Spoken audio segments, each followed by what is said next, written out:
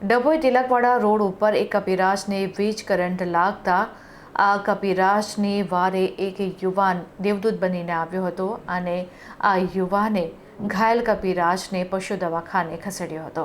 Tilakwada road ઉપર Narmada canal પાસે કપિરાજોનું એક ટોળું આવી પહોંચ્યું હતું, જેમાં એક કપિરાજ અચાનક વીજ લાઇનના સંપર્કમાં આવી જતા તેને જોરદાર વીજ કરંટ લાગ્યો હતો।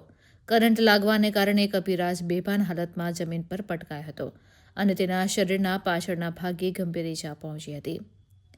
ધવલભાઈ જયસ્વાલની સમય સૂચકતા આ દ્રશ્ય જોઈ ત્યાંથી પસાર થઈ રહેલા ધવલ નામના સેવાભાવી યુવાને જરા પણ વિલંબ કર્યા વગર આ ઈજાગ્રસ્ત વાનરને પોતાની ગાડીમાં બેસાડી તાત્કાલિક નજીકના પશુ દવાખાને પહોંચાડ્યો હતો।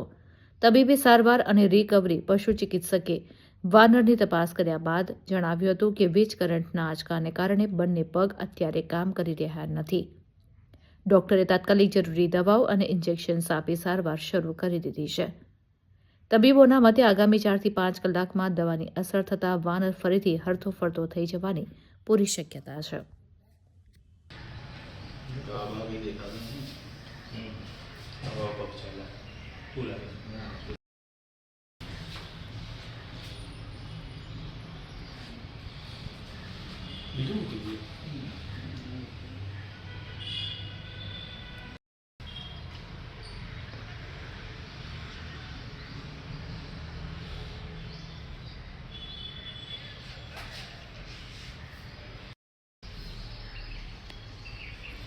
अंदर डिस्कस करता हुआ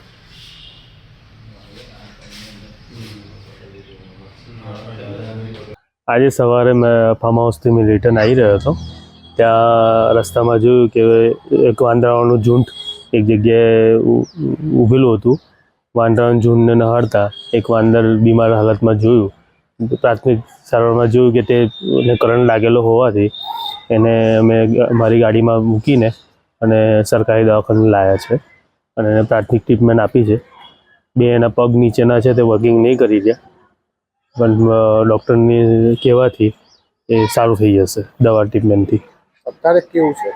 અત્યારે પ્રાથમિક સારવારમાં સારું છે, ખાલી બે પગ નીચેના એના વર્કિંગ નહીં કરી રહ્યા, પણ ડૉક્ટરના કહેવાથી 2-3 કલાકમાં એને રિલીફ મળી જશે। ડભોઈ પશુ દવાખાનામાં।